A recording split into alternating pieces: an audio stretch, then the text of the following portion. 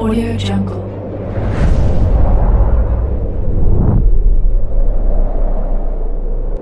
Yo, balik lagi bersama Mimin di Manhua TV.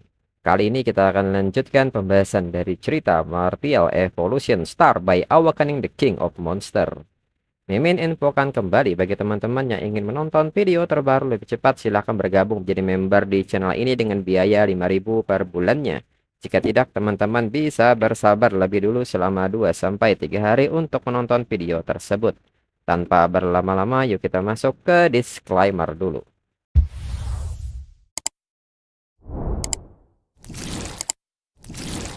Disclaimer, silahkan abaikan hal ini jika kalian sudah mengerti. Ini peringatan mengenai konten di channel ini. Video ini berisi alur cerita komik yang mempermudah bagi teman-teman untuk mengetahui isi ceritanya dan memahami alur ceritanya. Jika ada kesamaan tokoh, tempat, maupun isu yang sedang hangat, itu benar-benar tidak disengaja. Dan peringatan bagi teman-teman untuk tidak mencontoh atau meniru perkataan maupun perbuatan yang tidak baik yang ada di video ini. Karena cerita ini hanyalah fiktif belaka. Jika mengerti, yuk kita masuk ke ceritanya. Penguasa ini pun tertawa dan menyebut makhluk hitam merah milik Yihe memang kuat, tapi itu sepenuhnya dilawan oleh raungan soniknya. Yihe sendiri yang meminta kematian. Yihe pun bertanya apa yang membuat penguasa berpikir dirinya hanya punya satu gerakan. Dan segera Yihe mengangkat tangannya ke udara dan melepaskan teknik Raging Storm of Stars. Penguasa ini pun bertanya energi macam apakah ini, dan energi ini pun meluas hingga di luar angkasa. Yihe pun menyebut bahwa ini adalah Heaven Punishment. Heaven Punishment yang terus membesar di luar bumi pun semakin mendekat hingga berdampak kepada kota-kota sekitar. Penguasa kota yang melihat skala serangan ini bertanya apa-apaan ini. Dirinya tidak mau main-main lagi dengan Yihe dan seketika pergi. Yihe pun bertanya apakah penguasa ingin lari. Bagaimana mungkin penguasa kota yang cuma seekor binatang buas bisa lebih cepat dari kecepatan cahaya?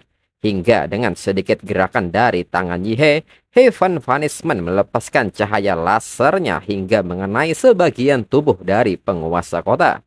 Penguasa kota yang sebagian tubuhnya telah hancur pun mengatakan bahwa membunuh dirinya tidak semudah itu. Dan kembali Yihe mengangkat jarinya dan melepaskan hujan cahaya kepada penguasa kota.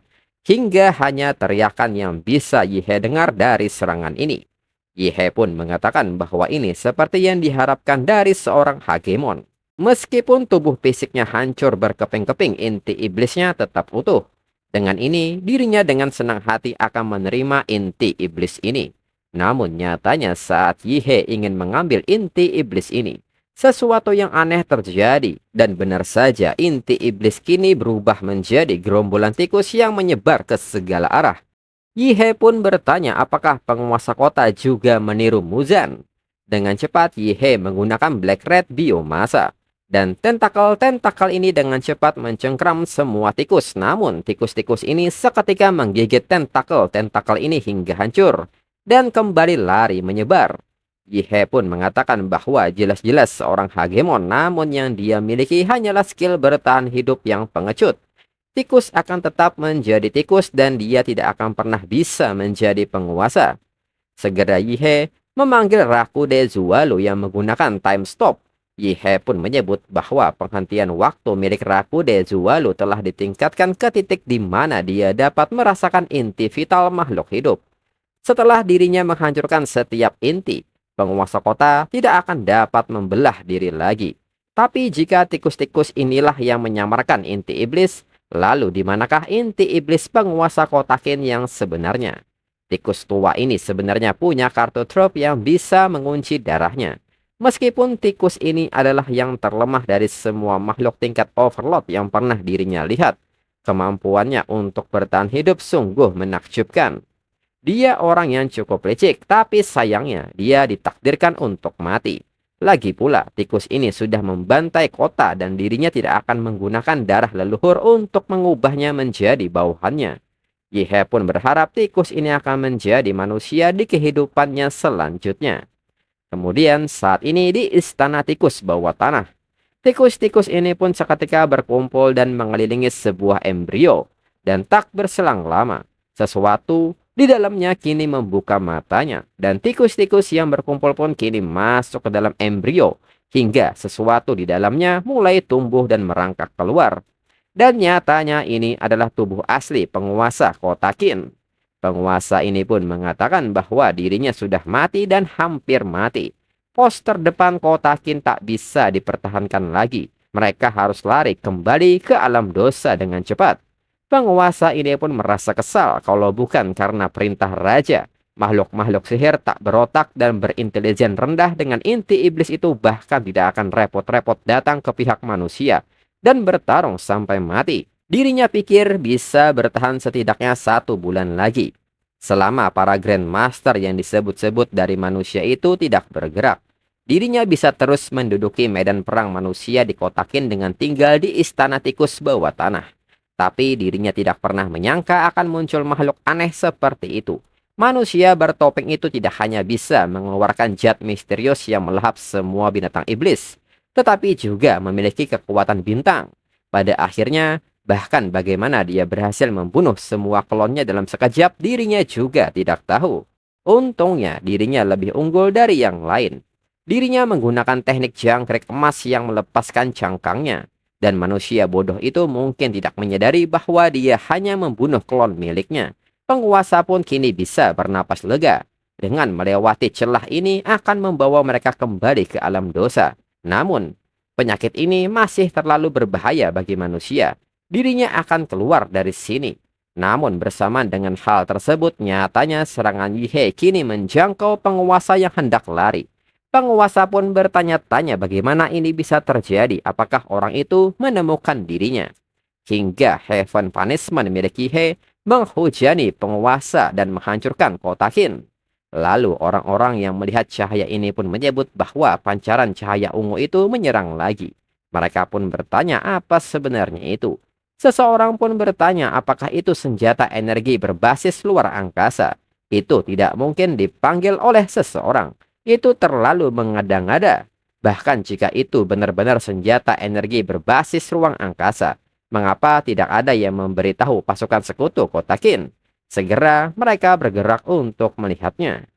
Sesampainya di sana, mereka pun tidak menemukan orang lain di sana dan hanya menemukan sebuah lubang besar yang ditinggalkan dari serangan cahaya ungu. Seseorang pun mengatakan bahwa dirinya tidak bisa merasakannya lagi. Tikus-tikus itu semuanya menghilang, tidak ada jejak kehidupan yang tersisa. Mungkinkah mereka semua kembali ke alam rahasia ataukah mereka dihancurkan oleh sinar cahaya ini? Orang ini pun bertanya-tanya siapa yang bisa memobilisasi senjata sekuat itu. Lalu kini kembali negara Xia bergembira menyambut sebuah pengumuman yang mengatakan bahwa mengikuti Lian Cheng, Lan Cheng, dan Xi Cheng, Qin Cheng menjadi kota keempat yang direbut kembali. Orang-orang pun kini berteriak dengan menyerukan nama hidup dinasti Xia yang agung. Orang-orang tidak menyangka ini dalam seminggu negara Xia merebut kembali 4 kota yang jatuh. Lalu kini di sebuah pertemuan, seseorang mengatakan bahwa dirinya membawakan sebuah berita terbaru tentang rencana merebut kembali negara Xia. Dan di sini telah berkumpul para eksekutif senior pasukan sekutu negara Xia. Salah seorang dari mereka pun kini bertanya siapa yang melakukan perebutan ini. Sama seperti kota barat, mereka menghadapi segala macam kesulitan dan kemudian seseorang yang misterius muncul dan menyelesaikannya untuk mereka. Dan kali ini, Qin Cheng juga bernasib sama. Hanya saja cahaya yang sebelumnya biru kini berubah menjadi ungu. Seseorang pun kini bertanya mengenai langkah selanjutnya dari mereka. Namun mereka menyadari bahwa sekarang setidaknya mereka bisa yakin bahwa orang ini membantu aliansi negara Xia. Berbicara secara logis, kemunculan sosok misterius dan kuat di dalam wilayah mempengaruhi situasi. Tentu akan menarik perhatian dan penyelidikan Long Kue. Mereka menghubungi Long Kue, tetapi Long Kue mengatakan untuk tidak akan berkomentar. Itu berarti Long Kue juga tidak tahu. Terlepas dari siapa orang ini, mereka harus merebut kembali kota-kota lain terlebih dahulu. Kalau tidak, itu akan membuat mereka terlihat tidak kompeten. Di sisi lain, Yihe pun kini terbang menuju kota berikutnya. Menurut Yihe, jika mereka mengecualikan kota Guanshan, zona terlarang kelas S, maka saat ini ada 3 kota penduduk yang belum dibebaskan. Dua dari kota yang jatuh saat ini berada di bawah kendali Longkue dan Huadu. Dirinya pernah mendengar mereka memenangkan pertempuran di garis depan bahwa mereka telah berbaris baru-baru ini dan tidak jauh dari keberhasilan merebut kembali. Maka dirinya hanya bisa pergi ke kota yang tersisa itu, yaitu kota Wave.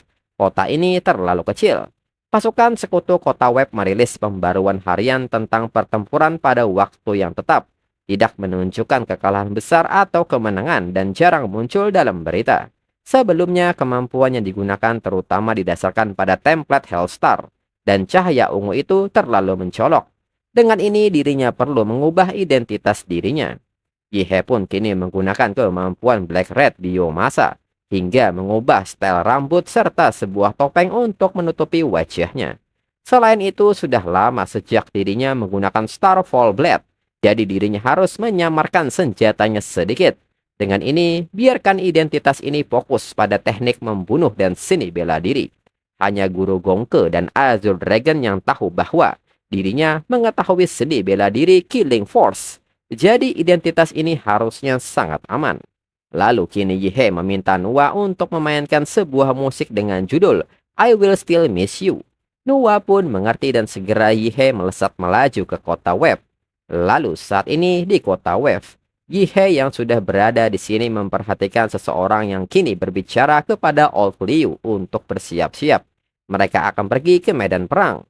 Old Liu pun mengerti dan biarkan dirinya menyelesaikan makan ini. Old Liu yang sedang makan pun merasa kesal karena jatah militer sangat buruk, tidak sebagus masakan istrinya. Rekannya pun meminta Old Liu untuk berhenti berbicara omong kosong. Medan perang sama sekali tidak senyaman tinggal di rumah. Rekannya pun segera meminta Old Liu untuk cepat dan berkemas. Pemimpin guild ingin mereka berkumpul. Yihe yang memperhatikan gerak-gerik dan cara bicara orang-orang ini merasa aneh. Yihe pun mengerti ini pantomin yang luar biasa. Dirinya bertanya-tanya mengapa ada sesuatu yang salah. Penguasa kota Wave benar-benar melakukan hal-hal besar dengan tenang. Yihe pun penasaran apakah semua orang di kota Wave berada di bawah ilusi. Namun setelah dipikir-pikir, Yihe merasa ini jauh lebih menakutkan dari itu. Lalu Yihe pun mencoba melukai salah satu dari mereka dan melihat hasilnya. Ternyata itu daging yang sudah busuk. Seluruh koalisi kota Wave telah musnah entah sudah berapa lama dan mungkin semua orang sudah mati. Tapi hal-hal yang paling menakutkan yang ada di sini adalah orang-orang ini sudah mati tapi mereka tidak mengetahuinya. Daging di dalam tubuh membusuk tetapi di permukaan dia tetap mempertahankan penampilannya sebelum mati. Dalam hal kehidupan, sangat mungkin hal itu akan terus terulang di hari terakhir sebelum kematian. Dengan cara ini, pasukan seluruh kota Web menipu diri mereka sendiri dan seluruh negara Sia. Perilaku mengejek dan kejam seperti ini terhadap kehidupan harus diberantas. Segera Yihe menggunakan kemampuan Black Red Biomasa, serta Yihe menggunakan Blood Magic Spiritual Hypnosis. Yihe pun kini memberitahu si wanita bahwa dia sudah mati. Si wanita pun histeris dan membenarkan hal itu, dirinya mati di medan perang. Penguasa kota Web sangat menakutkan. Dia membunuh semua pemimpin guild dan mengubah mereka menjadi mayat hidup. Hanya seorang Grandmaster yang bisa melawan monster itu. Yihe yang melihat kondisi wanita ini mengerti. Tampaknya ketika orang-orang ini menyadari kebenaran bahwa mereka sudah mati, kekuatan yang membuat mayat itu tetap hidup akan menghilang. Yihe pun meminta si wanita untuk beristirahat dengan tenang. Dirinya akan membalaskan dendamnya. Dengan ini, dirinya akan berangkat untuk membunuh iblis itu. Lalu saat ini Yihe pun menggunakan kemampuan Light Magnetic Field yang kini menutupi seluruh kota Web. Namun tidak ada sinyal kehidupan yang menunjukkan sinyal penguasa yang terdeteksi. Sebaliknya, fluktuasi intensitas sinyal kehidupan setiap monster hampir sama. Seperti pasukan sekutu kota Web. Seolah-olah mereka semua telah menjadi boneka yang diproduksi secara massal. Jika demikian, dirinya harus memaksa penguasa untuk keluar. Kembali Yihe menggunakan kemampuan Black Red Biomasa dan mulai menyebarkan tentakelnya ke seluruh kota. Tentakel ini juga mulai melakukan pembersihan terhadap monster yang ada di kota Wave. Setelah beberapa saat, Yihe menunggu, nyatanya tidak ada pergerakan dari penguasa. Dengan ini, maka dirinya tahu di mana penguasa berada. Penguasa kemungkinan besar tidak ada di dalam kota.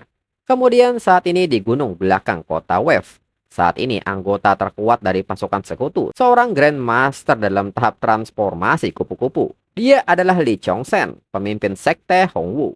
Lee Chongsen pun meminta semua prajurit untuk mematuhi perintahnya. Penguasa kota web saat ini sedang sendirian dan dia ada di depan. Bunuh dia dan mereka dapat membebaskan kota web. Semua prajurit pun bersorak untuk hal ini. Melihat semangat semua prajurit, Lee Chongsen pun tersenyum. Namun tiba-tiba dari atas gunung, teknik Heaven Punishment milik Yihe kembali aktif. Semua prajurit yang ada di sana pun kini menatap langit dan bertanya apa yang ada di langit itu. Apakah itu bala bantuan? Dan Yihe sendiri kini telah hadir di atas gunung di mana orang-orang sedang berkumpul dan seketika meminta mereka semua untuk beristirahat dengan tenang. Dan seketika cahaya ungu ini turun menghempaskan orang-orang yang ada di sana. Seseorang pun bertanya mengenai manusia yang ada di langit, mengapa dia menyerang mereka. Mungkinkah sosok kuat dari negara musuh telah bersekutu dengan monster? Seorang komandan pun meminta pasukan darat untuk segera mundur, jangan hanya duduk diam di depannya, dan segera bergerak. Lalu seorang anggota mengatakan kepada komandannya bahwa jet tempur dan inventaris rudal mereka semuanya menghilang secara misterius. Komandan pun menyebut itu tidak mungkin, ini ekspedisi pertama mereka. Mereka bahkan belum menggunakannya. Tim logistik seharusnya memeriksanya sebelum berangkat. Komandan pun bertanya kapan itu menghilang, apakah mereka menembakkan semua senjata itu. Di samping itu, Lee Chongsen kini bersembunyi dan menyebut ini kejutan yang luar biasa. Apakah manusia ini telah menemukan rencana dirinya? Sayang sekali dirinya berharap mengambil kesempatan ini untuk menyusup ke barisan manusia. Hingga cahaya ungu milik Yihe kini mengarah langsung ke Lee Chongsen. Lee Chongsen pun segera merespon hal ini dan bersiap melepaskan teknik rahasia sekte Hongwu, Earthly Fine Martial Art. Dengan kekuatan penuh, Lee Chongsen melompat dan memukul balik cahaya ungu ini. Di saat kedua kekuatan ini saling beradu, nyatanya cahaya ungu milik Yihe perlahan mulai retak dan seketika pecah. Lee Chongsen pun tertawa puas dan mengatakan bahwa tubuh powerhouse manusia benar-benar mengesankan. Dan teknik luar biasa yang disebut seni bela diri ini sangat misterius. Namun Yihe tidak menanggapi ini dan kembali melepaskan cahaya ungunya. Hingga ledakan pun terjadi. Lee Chongsen pun menekankan bahwa serangan Yihe tidak dapat menyebabkan kerusakan sedikit pun pada tubuhnya yang kuat. Lee Chongsen pun kini maju hendak memberikan serangan balasan dan mengatakan bahwa sebaliknya itu Yihe. Bisakah Yihe menahan pukulan ini? Yihe pun nampak kaget karena orang ini begitu kuat hingga pukulan Lee Chongsen mengenai tepat topeng Yihe. Dan untuk episode selanjutnya tunggu 1 sampai 2 minggu lagi. Sekian dan terima kasih.